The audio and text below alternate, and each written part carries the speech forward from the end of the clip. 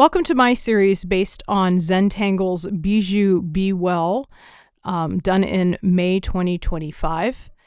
Each day, Zentangle put out a video featuring one pattern, and the design was meant to be drawn in a short amount of time, so you could just take a little time for yourself and kind of get yourself centered. I encourage you to go visit their YouTube channel. I'll have the link down in the comments, and you could see how they did their designs. This series is meant to walk you through how to draw each design, and then also to give you some alternative ideas for embellishments and ways to kind of zhuzh up that pattern. This video focuses on the pattern Ravel. For all cards in this series, I used the same tools, so you will see in every single video in this series a blue Micron 05 pen, a General's Indigo blue chalk pastel pencil, an 8B graphite pencil, two Tortillons, so one for blue, one for black, and white tiles. And of course, that's my trusty little pencil sharpener there as well. If you followed along with the Zentangle series, you will notice that they also include a white pencil and a Tortillon for that. I chose to not use those for my series because I'm using a white tile, and I find that the white chalk pastel pencil really doesn't add very much to the design. Take a moment to gather your tools, get yourself centered, make sure you're sitting comfortably in your chair. When you're ready, let's begin. We begin with a seed-shaped string going corner to corner. We are not going to draw a border this time. And put down your pencil, pick up your pen, and put two dots a little ways away from each other, somewhere in the middle of your string. And then I'm going to draw a curvy line from one dot to the next. And then I'm going to start at the same points, and I'm going to keep going back and forth. You can see here I'm doing some going in one direction and some going in others, and eventually you're going to feel like you can't really do a curvy line, you just have just a straight arc. When you get to that point, you're good. You have a little pod there, and in one of the little channels, it doesn't really matter which one, pick one towards the middle, put a series of orbs going up the middle of the channel. And if you have any little white spots, interstices between those orbs, you can fill them in with your pen.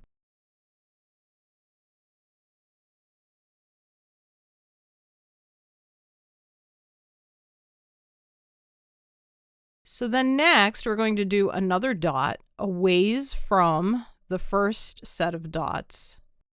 And now we're going to connect one end of the pod that we just drew to those dots, doing the same thing that we did before with those curvy lines and then eventually arcing them out. So it sort of looks like an onion, and picking a channel towards the middle of the shape that you've just created, putting those orbs in again, filling in any interstices that might end up happening as you're putting those little orbs in that somewhat uneven space. And let's do this one more time, coming off the other end of that first shape that we drew. You can make the dots really far away from each other. You can bring them up very close to each other. And in fact, varying that distance makes this pattern a little more interesting. And we're just going to continue doing those curvy lines and those arcs.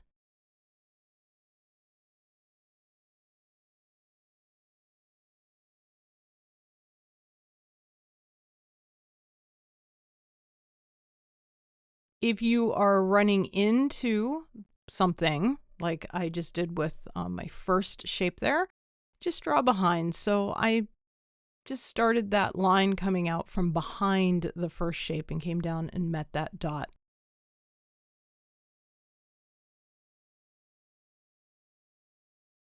So for my next shape, instead of drawing a dot and going to the end of one of these pods, I'm actually going to fill in or start to fill in this middle area.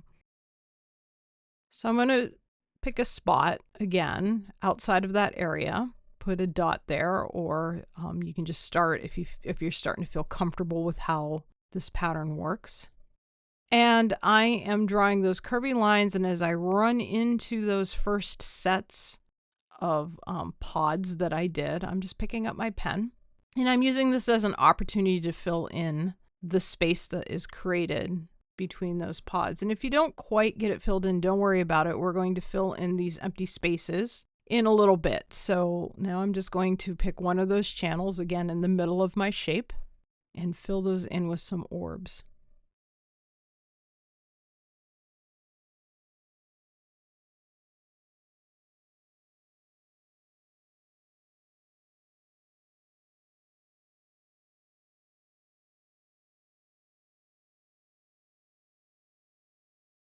So that little space that I have left, I'm just going to put some orbs in there.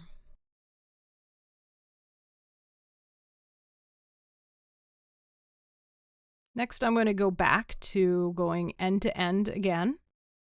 So picking a space, putting a dot in, and then connecting that to the end of one of my pods.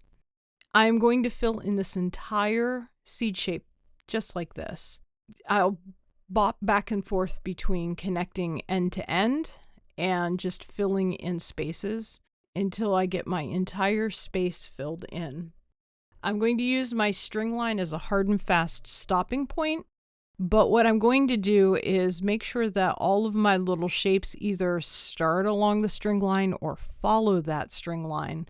So I don't end up with any partial pods, but you can decide as you're doing it that you might want the pods to actually just stop at the string line. So you can do partials if you would like. And I'm just going to work my way around the string and keep finding places to put a new pod, sometimes big, sometimes small. And I'm just going to work on filling all of the spaces up so I have just a jumble of these pods when I'm done.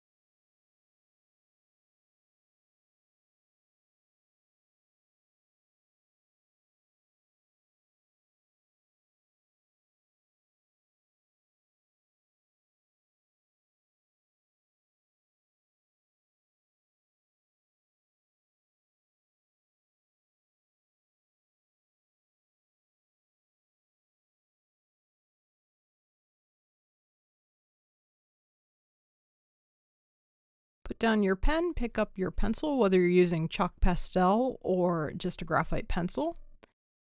And I'm going to put a little bit of pencil at each tip of each little seed pod. If there is a bit of overlap, I'll actually just color along where things overlap, but otherwise I'm going just at one tip and then at the next.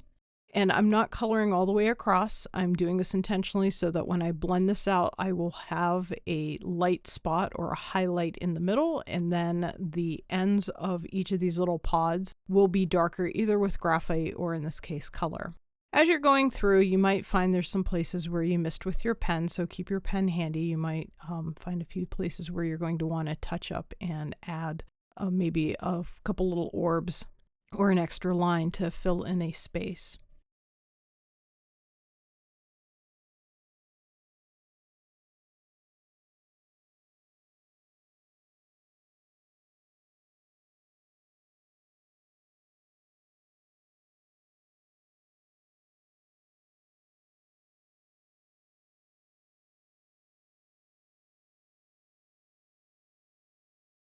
Put down your pencil, grab your Tortillon, and blend out what you just did. As I blend this out, I'm pulling it towards the middle of each pod. I'm being careful not to take the color all the way to the middle though. I'm creating a bit of a gradient with that blue. So the tips of the pods are dark, and then it becomes lighter blue as it comes out to the middle. And then there is a bit of white from the card peeping through there at the middle to create the highlight.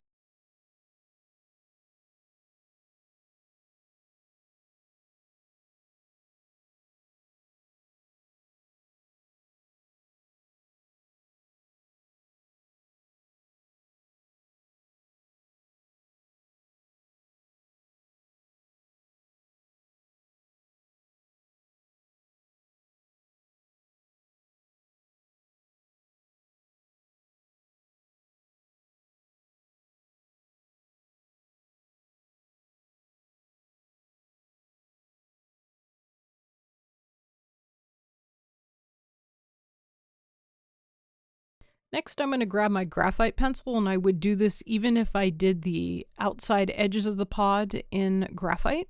And along one side of the orbs, I'm going to put a thin line of graphite there. And this is just going to make them look a little recessed, as if they're tucked in there. So we're casting just a tiny bit of a shadow on them inside of the pods. When I blend this out, I'm going to keep the graphite very close to the line. I'm not going to pull it all the way across those pods, so I want to have a little itty bitty bit of white peeping through there when I'm done.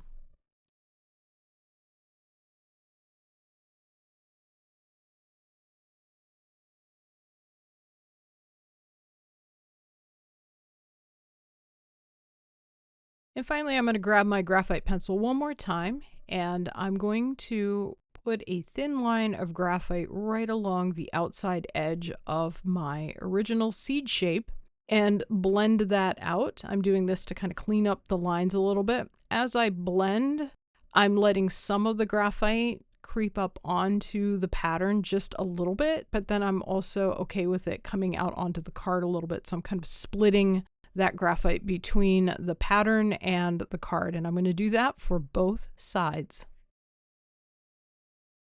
When you're done, take a moment to admire the work that you just did with this pattern.